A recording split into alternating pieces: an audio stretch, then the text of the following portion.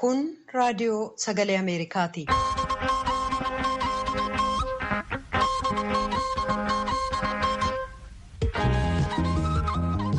Raadiyoon Sagalee Ameerikaa wixataa qabee hanga jimaataatti galgala keessaa sa'a 2:00 jalqabee hanga sa'a 3:00 meetir baandii 22, 25 irratti Waashingtan DC irraa kan dabarsu sagantaa afaan Oromoo amma jalqaba.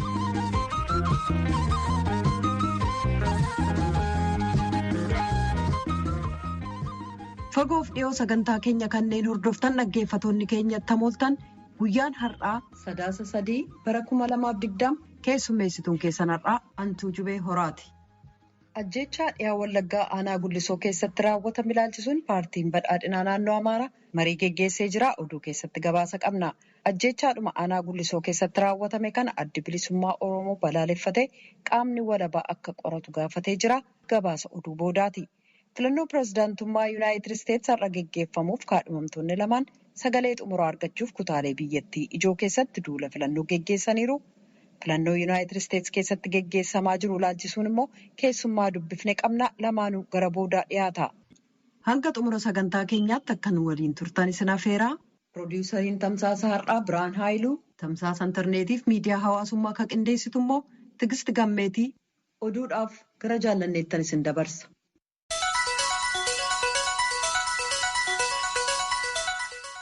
Attamooltan kabajamtoota dhaggeeffatoota keenya oduun har'aaf qabnu kunoo.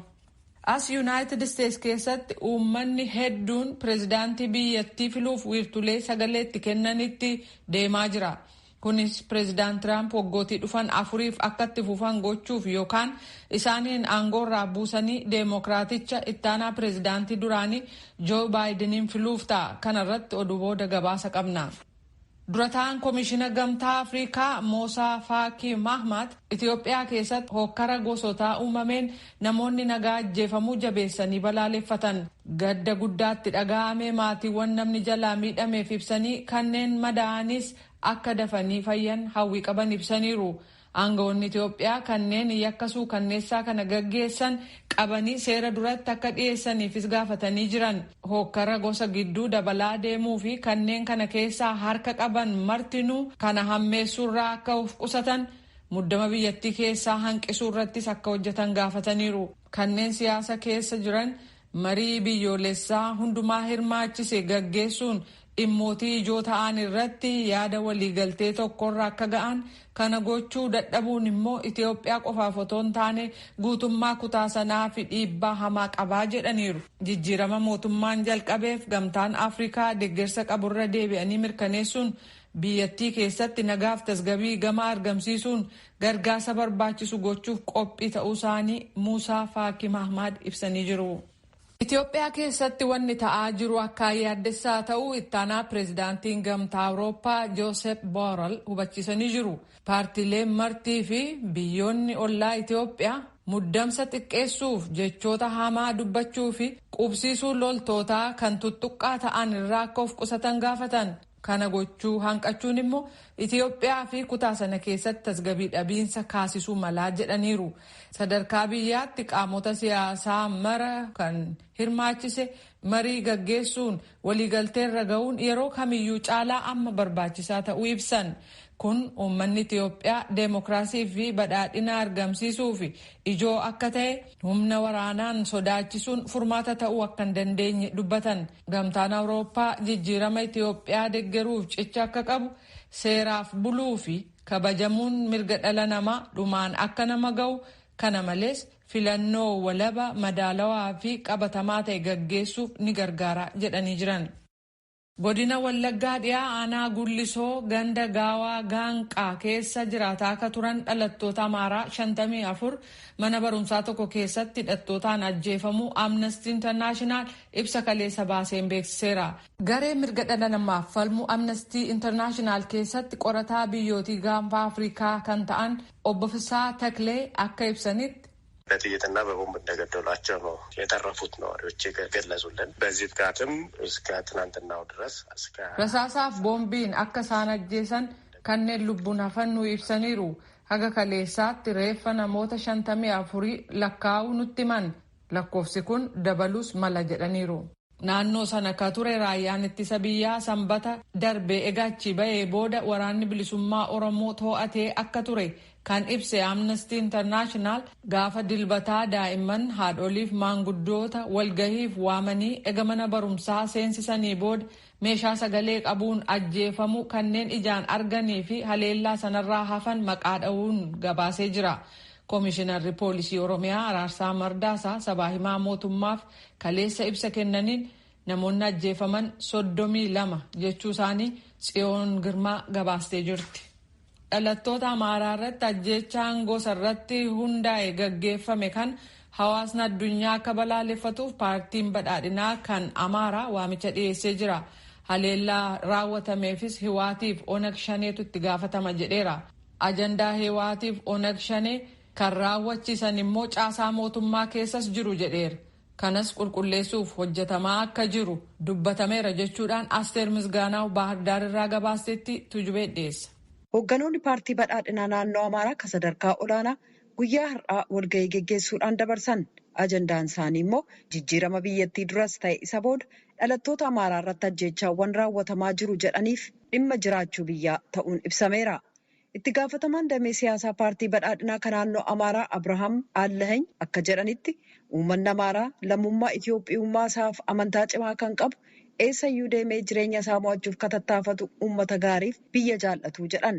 Itoophiyaadhaaf ejjennoo cimaa inni qabu ka beekan gareeleen adda qoodan kanneen akka Wahaat garuu seenaa dogoggoraan uummata obbolaa ta'e ka birootti adda isa baasuuf hojjetaa jiru jedhan. Amma immoo eenyummaa isaa irratti balaa geessisaa jiru jedhu obbo Abrahaam. Fixiinsa uummata Amaaraa irratti raawwatamu hawaasni addunyaa balaaleffachuu qabaa jedhaniiru. Dhimmi isaa dhimma gosa tokkoo qofaa osoo hin taane balbala kanneen biroos kan rukutu ta'aa ka jedhan itti gaafatamaan kun ajandaan Wahaat inni ijoon Itoophiyaa diiguudha jedhaniiru. Ajandaa Wahaatiif abaa'oo shanee kanneen raawwachiisaniif caasaa mootummaa keessa jiran fakkeessitoonni jiraachuu obbo Abrahaam dubbataniiru. Yeroo ammaa fakkeessitoota caasaa mootummaa keessa jiran qulqulleeffamaa akka jiran obbo Abrahaam ibsanii jiran. Amaaraaf Itoophiyaa irratti haleellaan raawwatamaa jiru abjuu hin taanedha ka jedhan obbo Abrahaam dhuma irratti Itoophiyummaatu injifataa jedhaniiru. Dilbata darbe dhiyaa Wallaggaa aanaa Gullisoo keessatti hidhattoota abaa'oo shaneetiin yoo xiqqaate namoonni badiin qabaane 32 du'aniiru jechuudhaan mootummaan beeksiseera. Komishinni mirga namaa Itoophiyaaf kanneen haleellaa sana jalaa miliqan garuu lakkoobsisaa ka mootummaan jedheen ol ta'uu dubbatu jechuudhaan Asteer Misgaanaaw Baahirdaar irraa gabaasteetti. Dhiiga lammiiwwan gara jabinaan ajjeefamanii dhangala'e sana bu'aa siyaasaa argachuuf akkasumas dhugaa dhoksuu fi shira uummata irratti hojjetame jechuudhaan mootummaan bulchiisa naannoo Tigraay beeksisee jira. Ajjechaa kanas balaaleffachuudhaan gaddatti dhaga'ames ibsu Mulugeetaa Asbahaa Maqalee irraa gabaaseera soraadhees. Akka gabaas biiroo odeeffannoo mootummaa naannoo Tigraayitti akka Wallaggaa dhiyaa keessatti uummata nagaa itti fixani naannoof uummata Tigraayiif illee gaddi guddaa. Mootummaa fi uummati naannoo Tigraay fixiitii akkana tana eessattuu taanaan hin balaaleffataa jedha. Akka taanaan itti gaafatamaa biiroo tana obbo Haddush kaasuuf yoo itti himetti ganna lamaaf akka dabranilleetti uummataa fi mootummaan naannoo Tigraay akka jecha akkana hin jiraanne wargaree wal jaaree irreenan bulchu katanaa irratti hojjetu irratti qabsaa baay'ee jedha. Warra Wallaggaa lixaa keessatti uummata nagaa akkana fixe qoratanii aduu akka dansaa gadi hin baasin iyyuu dubbii tana irra deddeebi'uuf jedhaniitiin akkuma baratan kaane namni biitti taphachuu jiranii jedhe itti gaafatamaan kunin. Tunin ammoo jedhe itti gaafatamaan kunin uummataaf mootummaa naannoo Tigraay irra hin jilbeeffachiisuu fi qophii itti jiranii jabeeffachuuf Tigraay fi Iwaatitti qubu qabanii jedhe. የፖለቲካ ነጋዴ ሆነው በደም የተጨማለቀው ብዙሃን ንጹሃን ሰዎችን warri siyaasaan daldalu kadhii garka coolles uummata nagaa hidhee ijjeese ufuma ijjeese namitti taqatu keessattu uummata Tigraay fi mootummaa naannoo Tigraay afaan hin buune kunine adoo dhugaa jirtuun qoratinu TPLF fi abaa'oo shanee jedhe warri irreen biyyi bulchu kunine bulchiinsi Shaabiyaa waliin Tigraay jilbeeffachiisuuf tantaa jedhe. Uummata nagaa fixanii keessaa immoo faayidaa siyaasaa argachuuf deemuun dabirratti daba tuuluu qofaa miti dhugaa dhossuuf deemuu jiraachuun beekamuu maltee jedhe. Wallaggaallee taa'e uummata nagaa harmaan durallee isaaf tokko waan ta'eef akka kanaan walitti qabaniitiin fixanii akka qoratanii dhugaan baatu feenaa jedhe itti gaafatamaan kunin. እንደለመዱት እንዳያድበሰብሱ የሰብአዊ መብት ተሟጋች ተቋማትና akka jarii akkuma barate kaan hin tolchine dhaabbii mirga namaalleen dhaabbileen addunyaalleen waan kan qoratanii akka sabaaf sabalammii waan kan beekan tolchuu malan. Gareen badiituun eenyu akka taate akka dansaa beeksisuu fi dhugaa qorachuu malanii jedhe. Addunyaan adoo dubbiin tun keessi turteen dhoffamin iyyuu akka dansaa keessaa qulqulleeffatteetiin qorachuu maltee jedhe. Ittaanaan itti gaafatamaa biiroo odeeffannoo naannoo Tigraay. Godina Wallaggaa dhiyaatti dheengadda haleellaa gaggeeffame kan balaaleffate koomishiniin mirga dhala namaa Itiyoophiyaa kanneen badii kana geessisan seeraan akka gaafatamaniif waamicha dhiyeessee jira.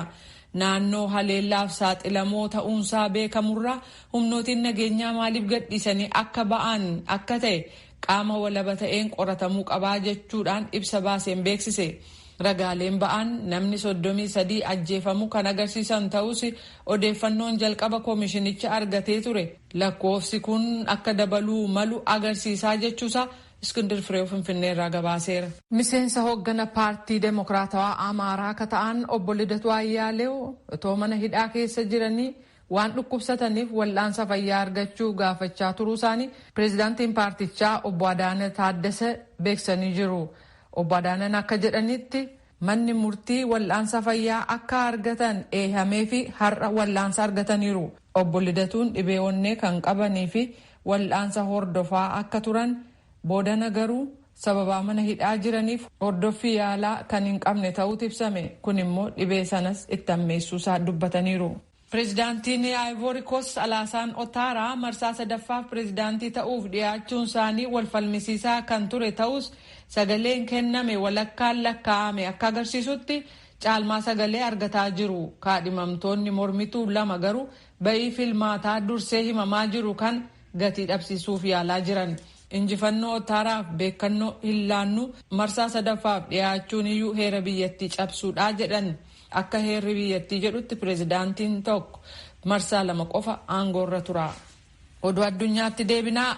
Veenaa Oostiriyaa keessatti haleellaa gaggeessuun yoo xiqqaate nama 4 ajjeesee kan biraa 14 caalaa namni madeesse garee shororkeessota Islaamik Isteet kan deeggaru ta'uu aangawoonni biyyattii har'a ibsanii jiru. Ministiriin haajaa biyya keessaa kan Oostiriyaa oduu gabaastotaaf akka ibsanitti haleellaa eda galgala dhaqqabe sana shororkeessaa Islaamaa yoo xiqqaate tokkotu geessise. Qawwee qabatee kan turee fi waggaa darbee gara Siiriyaatti malee garee Islaamik Isteetitti dabalamuuf ture jedhamuun kan himatame ture. Nama haleellaa kana geessise poolisiin kan ajjeese yoo ta'u kanneen biroo haleellaa kana keessaa harka qaban jiru yoo ta'e jedhamee immoo barbaadamaa jiru. Gareen waa'ee vaayirasii koronaa irratti akka hojjetuuf pireezidaant Tiraamp hundeessan keessaa miseensa ijoo kata'an Dr. Debra Birx weerara dhukkuba COVID-19 kan yeroo waggaa tokko guutuuf jedhu keessaa amma sadarkaa dhumaatiitti seenaa jira jedhan. Maddeen oduu akka jedhanitti qindeessituu garee kanaa kan turan Dr. Birx wiixata kaleessaa barreeffama baasaniin aangawoonni bulchiinsaa tarkaanfii giddugaleessa ta'ee jabinaan hojiirra oolchuutu irra jiraa jedhan. Kunis sochii jiru guutummaatti cufuu fi sadarkaan vaayirasicha to'achuu kan jedhu gidduu ta'uu qabadhan. Kunis lammiiwwan Ameerikaa afaaniif funyaan akka haguuggatan fageenya namoota gidduu akka eeganii fi sagantaan qoratamanii ilaalamuu hedduminaan hojiirra ooluu qaba kan jedhu akka dabalatus ibsameera. Oduun har'aaf qabnu kanuma.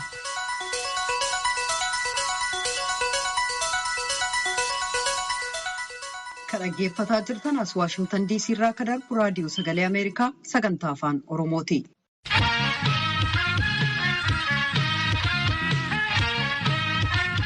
Addi bilisummaa Oromoo dhiya Oromiyaa aanaa Gullisoo keessatti ajjeechaan lammiiwwan balleessaan qaban irratti raawwatame qaama walabaan akka qoratamu gaafate. Obbo Daawud Ibsaan kan hoogganamu addi bilisummaa Oromoo dhiya Oromiyaa keessatti ajjeechaa lammiiwwan irratti raawwatame cimsee kabalaaleffatu ta'uu tuqee gadda guddaatti dhaga'ames ibseera. Obbo Araarsoo Biqilaan kan hoogganamu koreen hojii raawwachiiftuu adda bilisummaa Oromoo illee ajjeechaa sana balaaleffateera. Abaa'uun ajjeechaan sun qaama walabaan akka qoratamu gaafachuu taansuudhaan aangawoota Oromiyaa biraa deebii argachuuf yaaliin ta'e milkoofne Tsahaay Daamxootu gabaase. Onkoloolessa 22 bara 2013 godina Wallaggaa lixaa aanaa Gullisoo bakka addaa Gaawwaa Qaanqaa jedhamutti haleellaan lammiilee irratti raawwateen gaddineerraa jechuun hayyudureen adda bilisummaa Oromoo obbo Daawud Ibsaa dubbatan. Obbo Daawud itti dabaluudhaan biyyattiitti bakkeewwan garaagaraatti ajjeechaan lammiilee irratti xiyyeeffate raawwatamaa jira.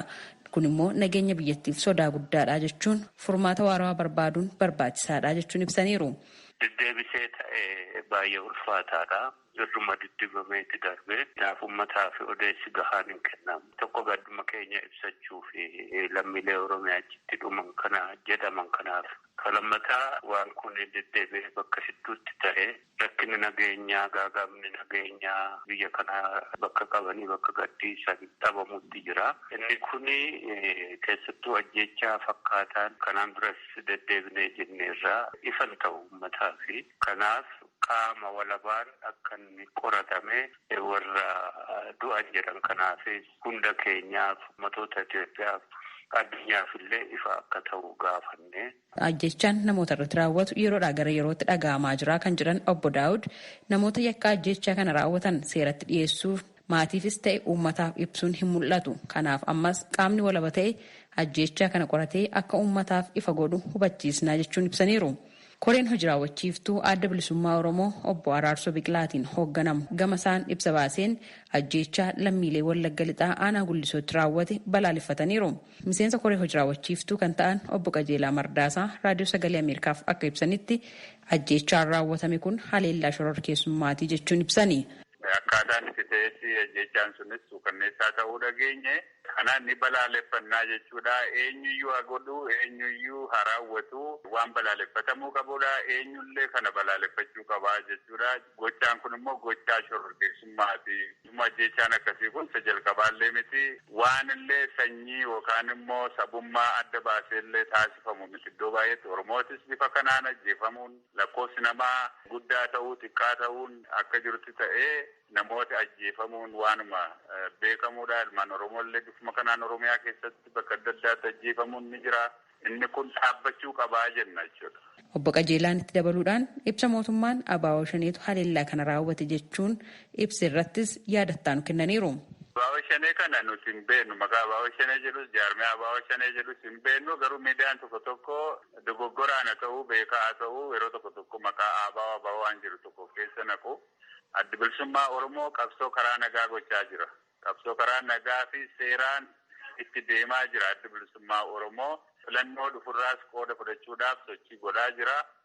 Rakkoolee adda addaadhaa biyya kana keessa jiran mudatan hundumtuu furmaata argatanii rakkoon nageenyaa amma jedhamaa jiruu fi kan kana fakkaatan hundumtuu furmaata argatanii gara filannootti deemuudhaaf addi bilisummaa Oromoo qophiitti jira. Addi bilisummaa Oromoo gocha akkanaa keessaas hin qabu. Addi bilisummaa obbo Daawud Ibsaan hoogganamuu fi obbo Araarsoo Biqilaan hoogganamu ajjechaan lammiilee nagaa irratti raawwatame qaama walaba ta'een qoratamuu qabaa jechuun kan gaafataniif gama mootummaatiin biiroo dhimmoota kominikeeshinii mootummaa naannoo Oromiyaa fi biiroo nageenyaa Oromiyaa irraa deebii argachuudhaaf carraaqqiin taasisne har'aaf hin milkoofne. Gabaasa raadiyoo sagalee Ameerikaatiif Tsahaay Daamtoo Finfinneerraa.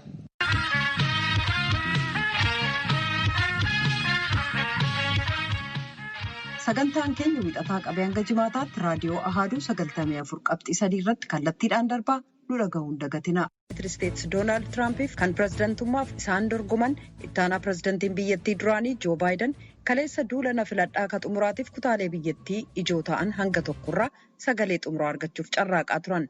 Gabaasaa Biraayan Paadan sooraa dhiyeessa. Agdiyoo sanaa keessatti nam miliyoon 100 dhiyaatutti filate. Kaan dhufee filate kaan poostaa argata. Ameerikaan har'a pirezidaantii filachuu jirti. Pirezidaanti Doonaald Tiraamp fi ittaanaa pirezidaanti Obaamaa kaduri Joo Baayidenitti irratti wal dorgomuu jira. Demokiraatiif Rippaabilikan. Warri dorgomu agdiyoo sanaatti iyyuu duulum filannoo oolee bule. Haleellee akkanuma. Demokiraat keessaa Joo Baayiden kutaa Ohaayootii fi Pensilveeniyaatti eegeen akkumatti baay'eetiin filatu dhaamate. Ammaan tan yoo namni hawwu malee saatiin demokiraasii ta'anii deeffan ammaan tan hin dandeenye hagana caalaayyuu hin dandeennaa jedhu. Akka halee Baayidenitti harka furiin Tiraamp dur jira. Akka dhaabii filannoo to'atu Real Clear Politics jedhetti. Ganna furiin duratti ammoo Tiraampitti duuba dhufeetiin kutatan moo'e. Pirezidaanti Tiraamp sanbata dabre nama hedduu baafatetti Filooriidaa keessa oole. Akka ogeeyyituu siyaasaa jedhanitti Tiraamp qabxii guddoo argachuuf Filooriidaa moo'uu male. Filooriidaan lafa bakka buutota uummatii filate yookaan Electoral College pirezidaantii filatan godini cufti seermataa ofii qaba. Bakka buutota uummataa filata. Kan uummatii baay'ee filata malee. Namni moo'u bakka buutota uummataa 538 keessaa nama 270 argate. Dursee argatetti moo'u. Uummatillee ni filata, jara hullee ni filata. Pirezidaanti Tiraamp Filooriidaatti nama hedduu baafatee dorgommii keessa oole. Gumii hagana geettetan argachuu hin danda'an. Nama hagana guddaa kan namni argachuu danda'u tokkooyyuu hin jiru. Maaniif akkana bargan seetan? Jabeen Ameerikaa ammallee deebifannaaf akkana jedhe President Trump. Hagdiyoo tanaatti Trumpii fi Biden Floriidaatti walum jal jiran. President Trump qalee Pennsylvania, North Carolina, Michigan fi Wisconsin keessa oole. Godin kan sadeen gan sadiin duratti isatti mo'ate. Barkan ammoo godin kun yookaan isaa cita yookaan gara Biden gala. Jari lamaan yoo dorgomu laafinnaan walima. Biden Trump koronaan mallee dabalaa deemuu jirkanaayyuu Ameerikaa irraa dhowwuu hin dandeenye jedhetti uummatatti himata. Donald Trump waved the white flag of surrender to this virus. He did that. His own chief of staff. Donald Trump alaabaa adii itti arguufetti vaayirasii kanatti harka kennate. Gaafatamaan hojjettoota isaallee tanuma qonni inni torbaan dabre keessa jedhe. Yaayyuu dadhabne homa tolchuu hin dandeenyu jedhee jedhe. President Trump ammoo mala jireenya Ameerikaa kanni adoo koronaan kun hin dhufiniyyuu jabeessa guddisa dhufeeni jabeen suniin gamasiin himata. Biden ammoo yooyyuu moo'e gibira sanit dara hojii dhabdanii jedhetti gamasiin biyyatti himata.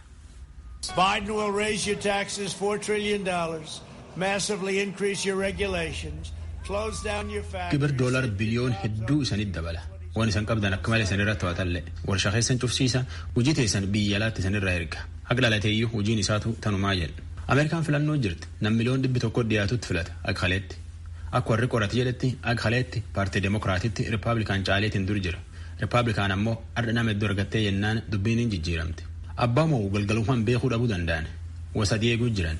Kaardii poostaan ergan talakkaanii irra baane. Talakkaanii ammoo dhumachuu diddeefi. Filannoon tun wal dhabtaate mana murtii deemuu dandeettii fi waan akkana kan fa'eegan.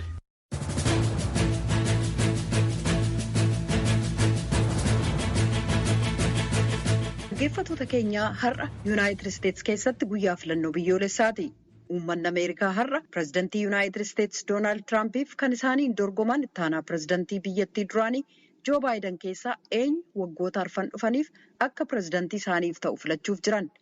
Dhimma filannoo har'aa kana ilaalchisee kan kutaa Teeksaas jiru Koollejii Koolinsitti barsiisaa barnoota dinagdee yookaan ikoonomiksii kan ta'an Piroofeesar Mohaammed Xaahiroo akka yaada isaanii nuuf kennan namoonni haasofsiisee jira. Piroofeesar Mohaammed filannoo har'aa kan Yuunaayitid Isteetsi keessatti geggeessamaa jiru kana filannoodhaan ammaan dura biyyattii keessatti geggeessamanirraa maaltu adda godha akkamitti ilaaltu? Filannoo ammaa kana filannoo asiin dura ta'an keessa adda ka godhu pireezidantiin amma jiru Doonaald Trump waan hedduun waan pireezidantiin Ameerikaa hin dalayne hin jenne nama jedhuu fi ammas zamana dhukkubni haarofni COVID-19 jedhamu kun itti dhufetti filannoo ta'utti jiru. Kanatu adda godha jedhee ilaala.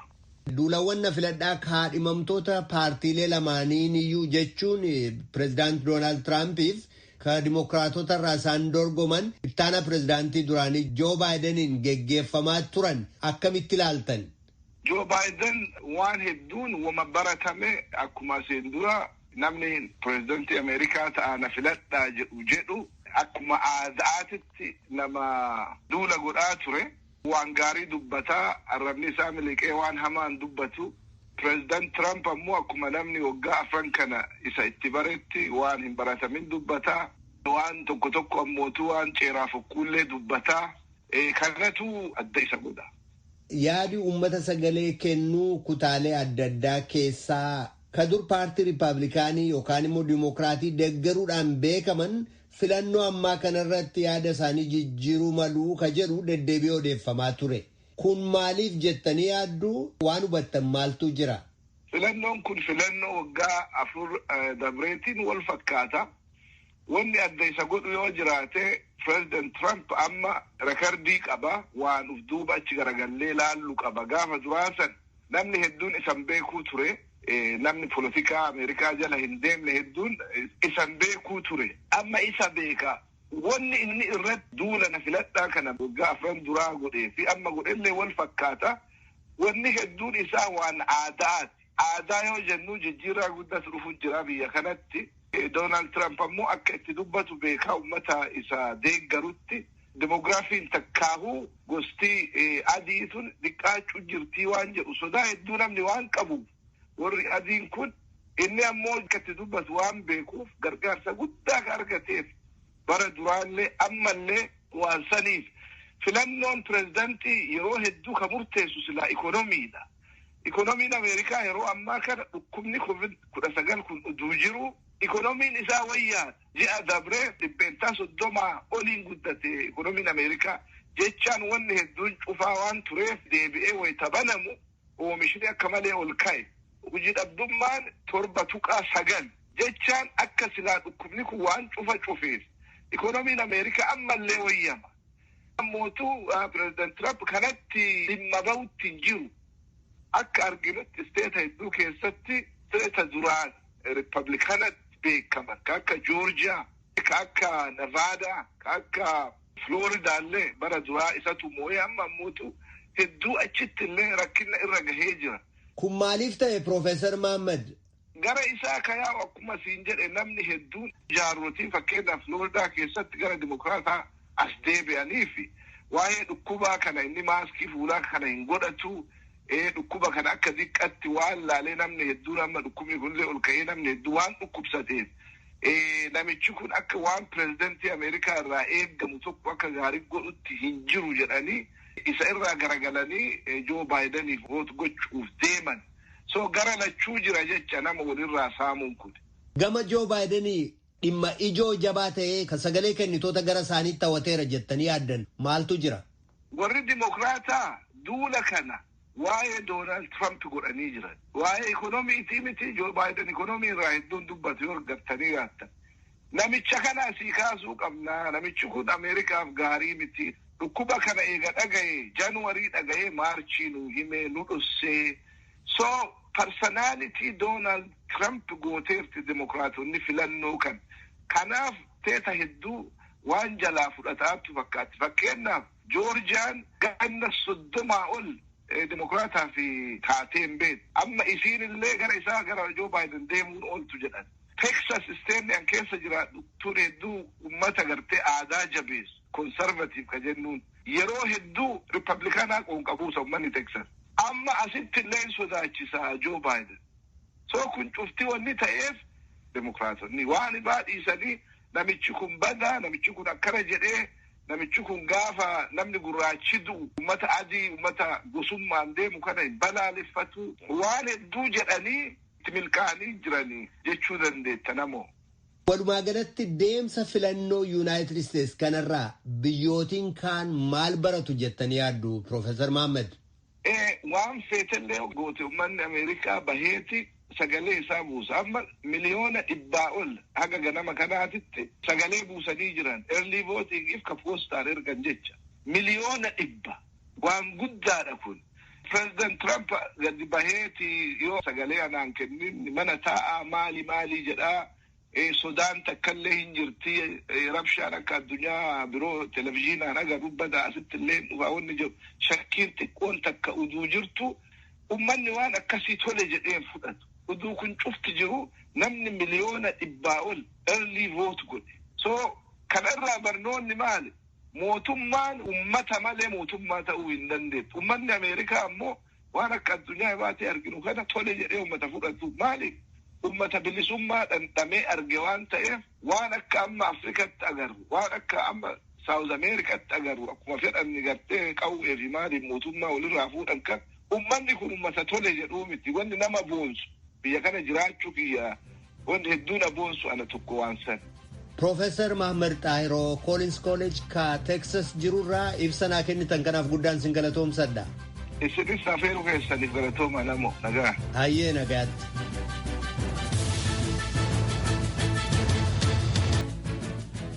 Raadiyoon Sagalee Ameerikaa galgala keessaa sa'a 2:00 jalqabee hanga sa'a 3:00 wixataa hanga jimaataatti qophii afaan Oromoon dabarsu irratti raawwata. Qophii boriitiin walitti deebina. Nagaatti bulaa. Amma sagantaa afaan Amaaraatu itti fufa.